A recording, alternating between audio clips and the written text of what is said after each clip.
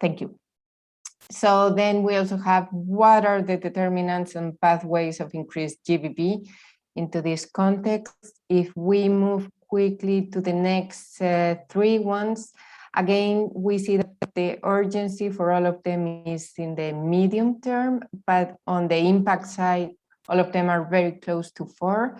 And we have, again, a stigma and discrimination around what we would say are the most vulnerable or discriminated group of people, like LGBTIQ, sex workers, people who use drugs, or refugees, migrants, people incarcerated, homeless people, etc.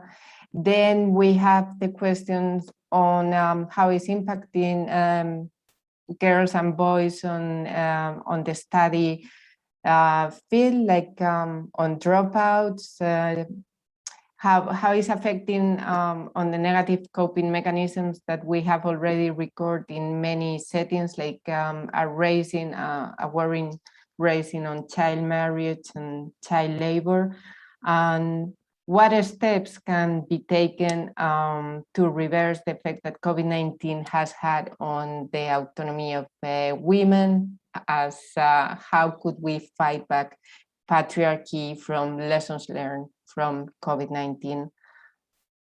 And finally, we had these questions about which has been the programs, policies, etc., most successful in promoting gender equitable outcomes. And the last question, number 10, is the only one that has a long term instead of medium term, which is on digital technologies. We've seen how the gender gap has also been affecting this pandemic. And now that we rely more on technologies, how can we close that gender gap that has been affected more women, girls, and as we've seen, a lot of unserved population and discriminated groups. So I would kindly now pass the word to Mark for his meaningful inputs, and then maybe we can open the floor for I think we have around 50 people with us, or 40. Yes, thank you very much, Atria. Go ahead, Mark. Thank you. Thank you. Thank you so much, Atria and Michelle. And Michelle, please just stop me if I ramble on too long. So maybe just to say, I'm coming at this very much as a researcher and somebody who's been involved in probably too many research priority setting exercises in my life. I think I've lost track, 15, 20 of them maybe. So just, I think that's important to just say in terms of where I'm coming from. So one of the things that first struck me when I looked at these results, and they're incredibly impressive, was the response rate. So in some of the exercises I've been involved in, and it really does speak to something I think of this community. You know, I've been involved with priority setting exercises in mental health, for example, developmental disabilities, for example. And you know, if I get sort of 30 responses, you know, I'm happy. If I get more than 50, I'm deliriously happy. So to see, you know, these sorts of numbers of, you know, over 90, over 100 is really fantastic. So that's the first point. And linked to that, obviously, is the really great geographic representation. That's something that we've often struggled with, you know, with all the best intentions. You know, we'll even have a very, very important kind of geographic representation, you know, at a hypothetical level, but when it comes to scoring, voting, ranking, you know, it often is very difficult. So really, you know, Atria, Michelle, and everybody, you know, well done. It's amazing.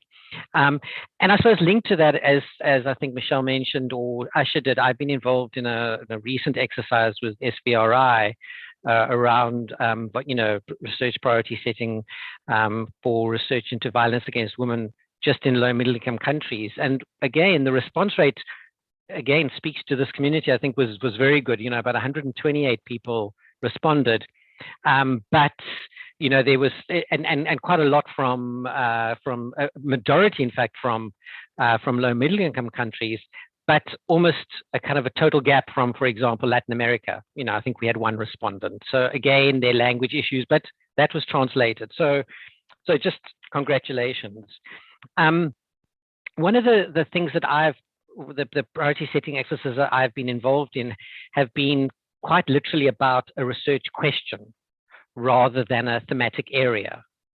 And I think there are pros and cons to both. So if you're getting a group of stakeholders, experts, people from NGOs, activists, ranking a particular question, the good thing about that is that it's quite specific. It's often a yes or no, I don't know. You have quite clear answers.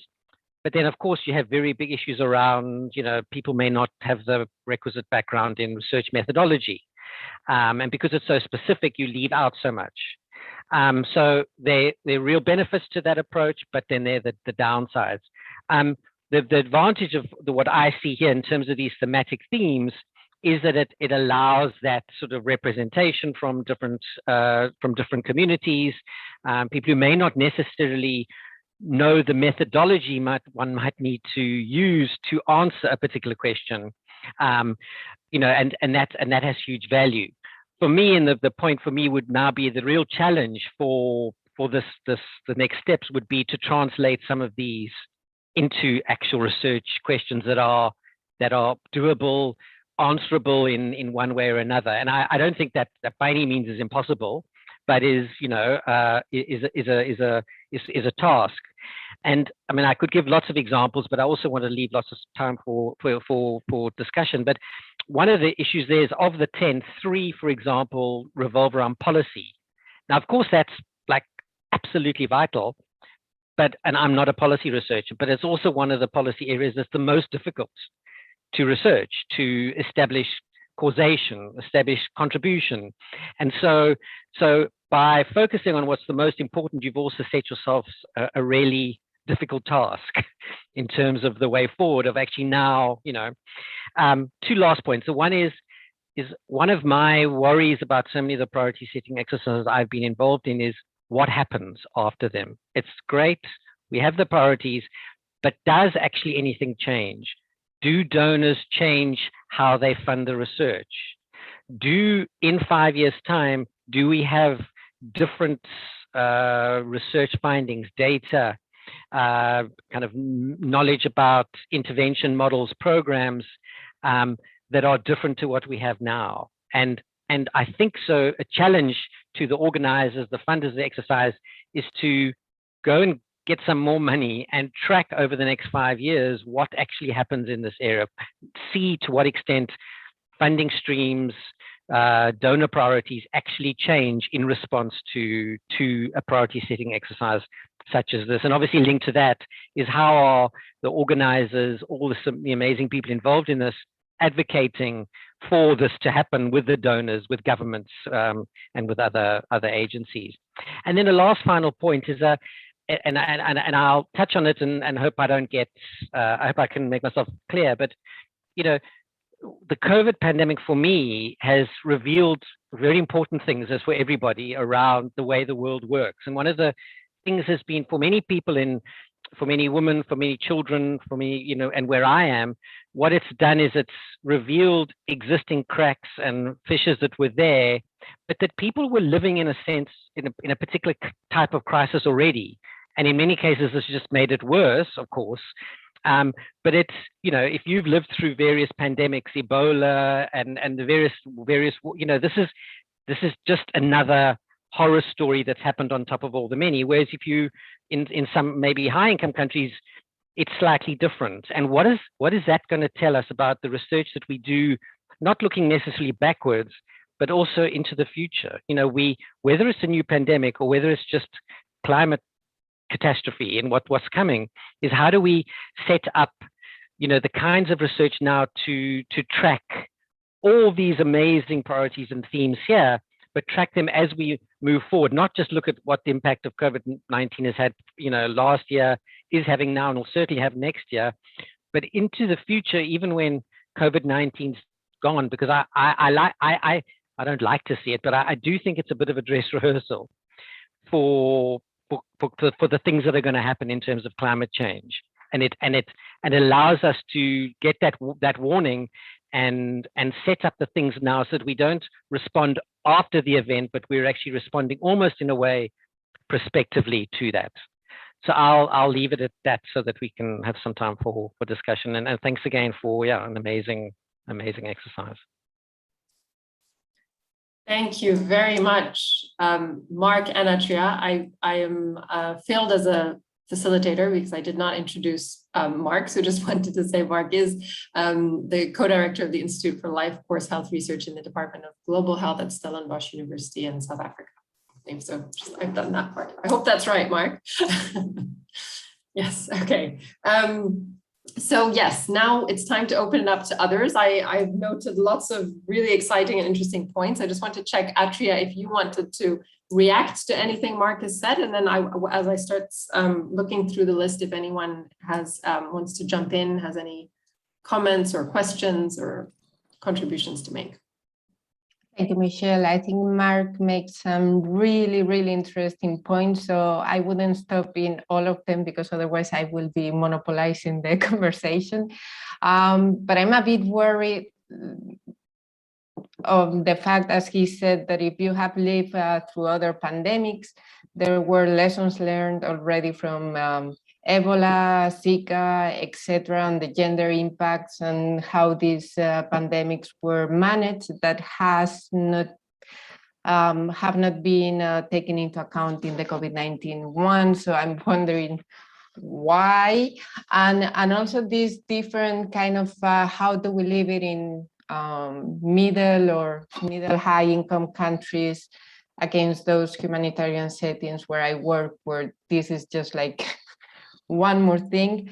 It speaks kind of badly about humanity, I have to say. But in any case, I'm worried about how we're going to take this process now into something feasible or operative, and how we're going to translate all this amazing work into something that is going to really be useful for policymakers, for decision makers, for researchers, etc. And I would love to hear from the people which is now with us sharing the panel. Thank you. Yes, so we all want to hear from you, colleagues in the room. So we have quite a nice group here. So please do raise your hands or type in the chat section if you had any comments or questions or thoughts you wanted to share. And if no one, someone, yes. Oh, there's clapping. That's always nice. I don't see any hands coming up quite yet. So Peace, I do see you're there. So we have our co-lead Peace in the room. I don't know if you want to come in and share your reflections. Thank you very much. I think I just want to appreciate the work that we've done, but also to appreciate Mark's contribution in the presentation. One of the key issues that really struck me was that COVID-19 was like an eye-opener, opening up, showing us some cracks that have been pre-existing.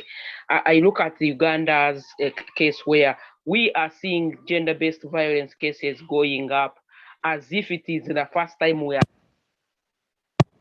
19 has done is really to enable us to see what things we had swept under the carpet.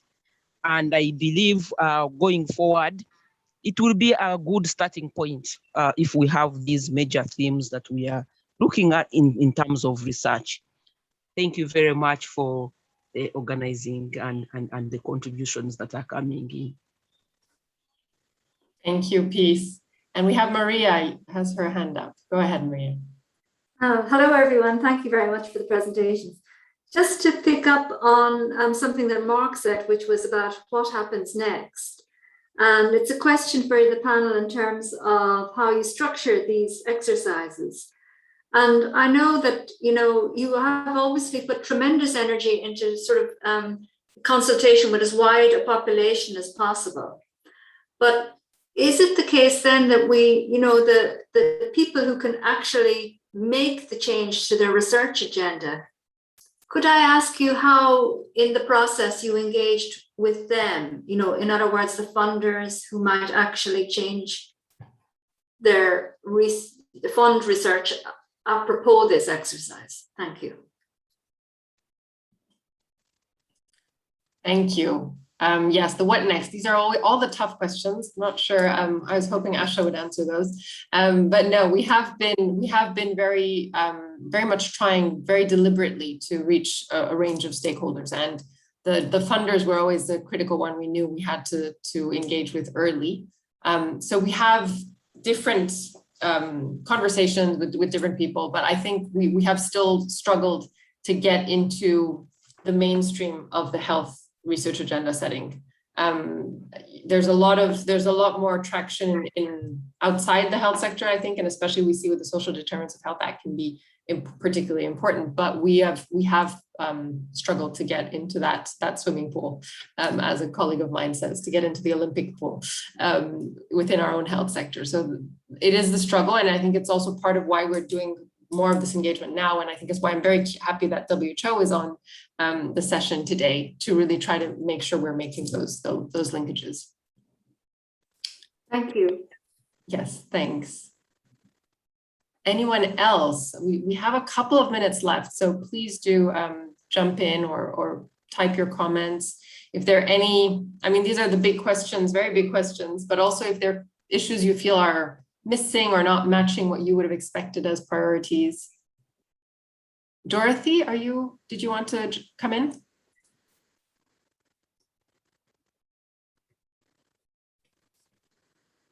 No. Okay, that's just a video going on. All right. Hello, can you hear me? Oh, yes, we hear you. Go ahead. Okay, good day, everyone. Hello. Good day, everyone. Good day. I'm Hello. Dorothy from Nigeria. I just want to contribute to the fact that social determinant is an important factor in this COVID-19 research. You understand? I've been doing a little research around the office, outside, in the grassroots level. I am someone that leads grassroots women and youths. So I try to talk to them concerning taking the anti-COVID-19 vaccine. Many people, you can even see a learned man, a matured man, saying that he rather retire from the office than taking the COVID-19 injection. Can you hear me? You understand that they rather retire. I started telling them that, look, it's just a norm. You should look at, like in Nigeria, in my country, Nigeria, in the northern side, we have so many defects people that were defected from as a result of polio disease. In the north, they refused to take injection before now. Nobody there were taking injection vaccine for polio. So you find out that majority you can see a house, 5 people there are infected with polio disease. Many disabled are from there. If you come to Nigeria, many of them are on the road everywhere, begging, all those things. So I start using it as an example to them, that you see, that was what they were saying them, that they are coming to kill them, that the vaccine will kill their children, this and that.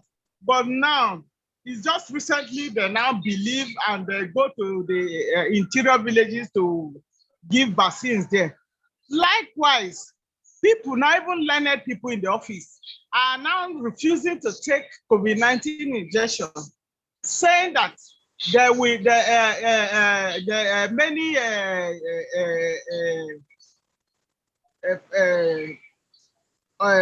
disbelief, saying many things, that it will kill them, it will men them, to do that. So I told them, I have to explain to them that even it's better for many people to take this vaccine. What we tell them that many people should take it because of the header, you know, the heart, they call something heart community. heart community is like if a community, if only 20% take the COVID-19 vaccine, if the COVID resurgence began again, it will affect everybody again.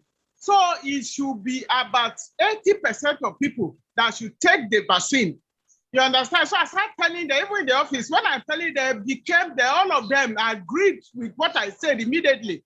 You understand? Now I want to go to the interior parts, in the villages, in the grassroots, and tell and do this, start telling them this thing. If I can convince people that are learned in the office, I can convince the people in the grassroots that you need stakeholders to work with. You need people to work with. You need finances, you understand? To work, to go to the interior villages to work. Absolutely. Okay. Thank you so much, Dorothy. And this is, it's heartening to know that we have, this is the engagement that we need going forward. So thank you very much. Sorry to break off, but we don't have, we have a minute left. No problem. Thank you very much. I just want to, maybe since we will be pulled into the next room, this is very short. It was meant to give you a flavor of what is coming out at the moment in the priorities. It is very much still open. We have multiple languages that are coming out. We really want, there is a question in the group about what will this mean will the priorities be different in different settings? This is very much why we are trying to make sure we are engaging more with the settings that we find are underrepresented currently. So please take this as an open invitation to actually, for those of you who haven't yet completed the prioritization survey, to do that, and also to help to join the effort to really get moving on the what next, because we need to be very strategic, very targeted in what and to start now. I mean, we have started before, but I think we need to intensify now how we do that. There were questions around preparedness, mitigation, resilience that were, especially vis-a-vis refugees and migrants, that seem to be missing. So we're taking all the comments here in the chat, but I think my main invitation, well, first of all, just again, thank you all for making the time, and please do fill in the prioritization survey, be part of this, and we will keep you in the loop about next steps, but would love to engage on those and get your, and for you to be part of it, because we'll get the research agenda out, but the engagement and the making sure that we see a difference in the next couple of years in the research that's done and the solutions that are out there, and that we're better prepared with foresight and with prospective evidence next time, I think will depend on the collective. So thank you again for your inputs. I see we have a couple of seconds, but maybe that will give everyone a break before we go back to the plenary. And thank you very much to Atria and Mark. I'm sorry we have to cut it short. We have 80 seconds, so if either of you want to have any final reflections or thoughts, please do jump in. Thanks for the opportunity, Michelle. Good luck for the rest of the exercise. Thank you. And I've noted all your very thoughtful contributions, so we will be taking those forward. Atria, any calls to get more people so that we beat the numbers of the other thematic groups? We have already done that, but please come together, because we need to beat patriarchy once and for all, and COVID-19 can be a little window of opportunity for that, as all crises are also a window of opportunity. So let's take this one once and for all. Thank you. See you in the other. Thank you. Thank you so much.